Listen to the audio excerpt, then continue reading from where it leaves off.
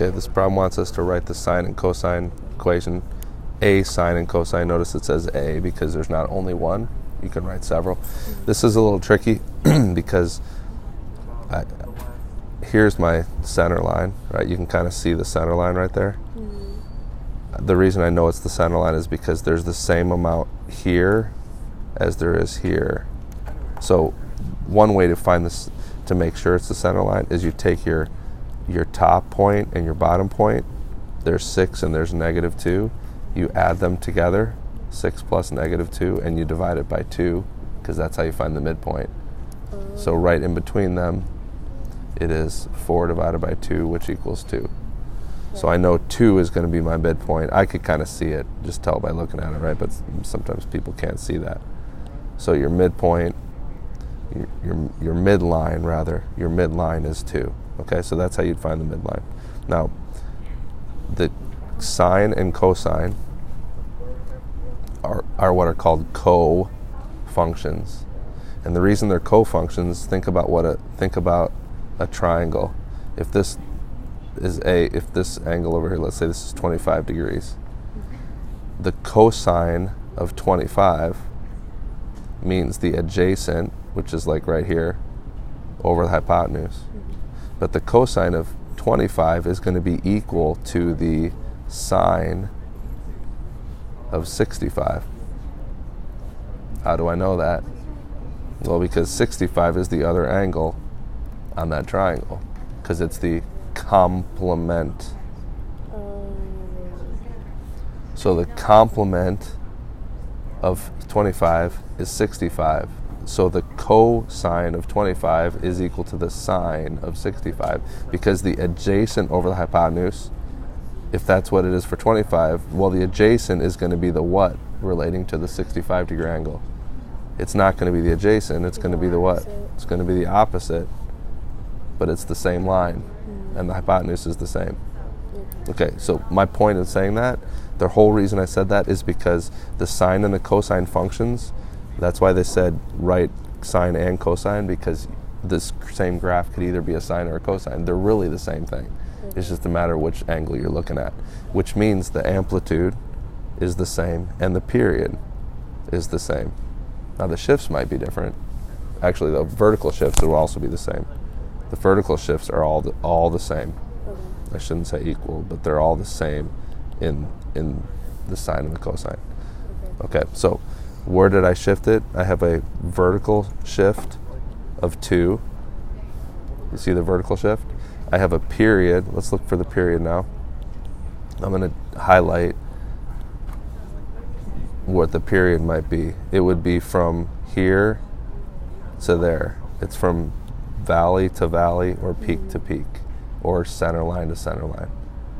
The problem with center line is I can't really see the other one over here or over here. I could have used this one, and it's going to be the same distance, because that's what a period is. So let's just count these things.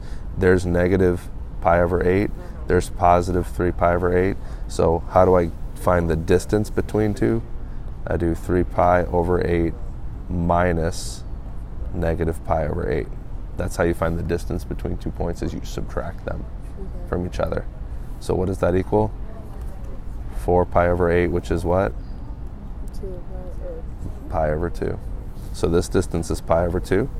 That's my what? The period. That's my period. So I've got my period. I can see my amplitude. What's the amplitude equal to? It's half of 6.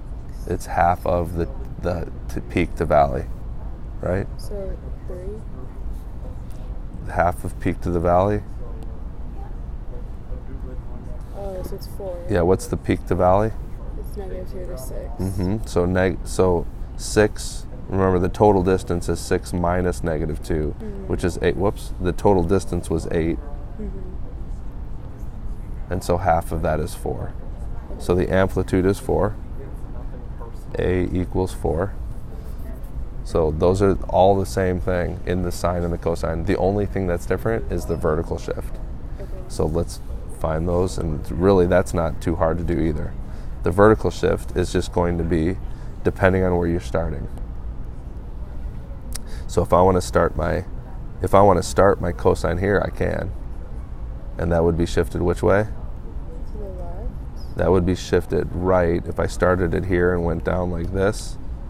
Oh, I thought you meant like from there to there. Yeah, if I started it there.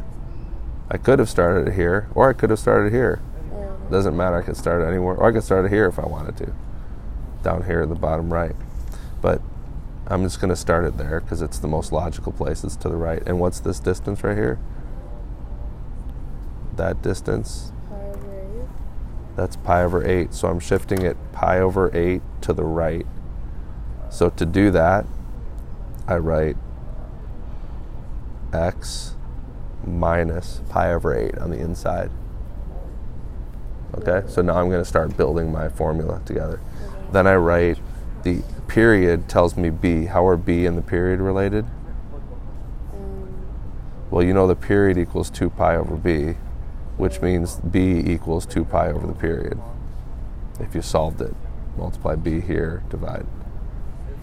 So actually it's the same formula, just switch the b and the p. So what's 2 pi over the period in this case? Well, the period is pi over 2, so it's just 4. Okay. So b is 4. I like to put it outside. It just, to me, it's a lot easier. You could distribute it now if you want to, but I like to put it outside. And then what's the amplitude of it? So this is going to be, I'm writing the cosine graph, right? The cosine here, I'm running out of room over here. Okay, so I moved it over to the right. So that's the main part. Now what's my amplitude? That goes out in front of the cosine right here.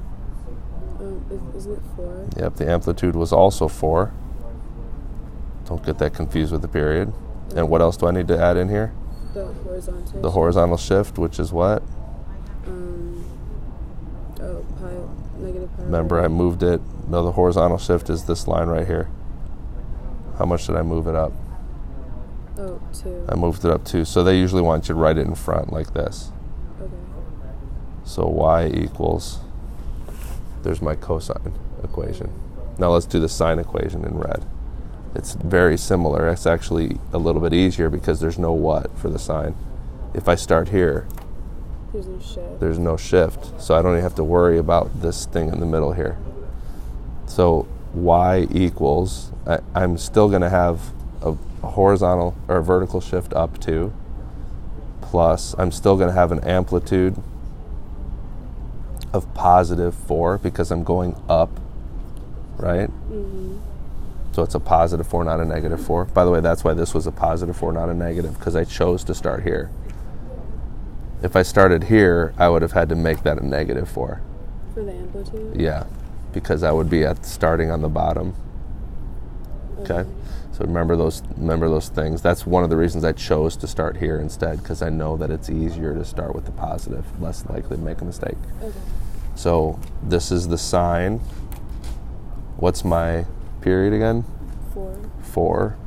And what's my, I'm sorry, not my period, my b. My b was 4. Yeah. And what's my horizontal shift? There's none, right? There's none, so it's just x. So there's my equation. Oh, okay. So those two equations represent the same graph. Okay. One's a sine and one's a cosine.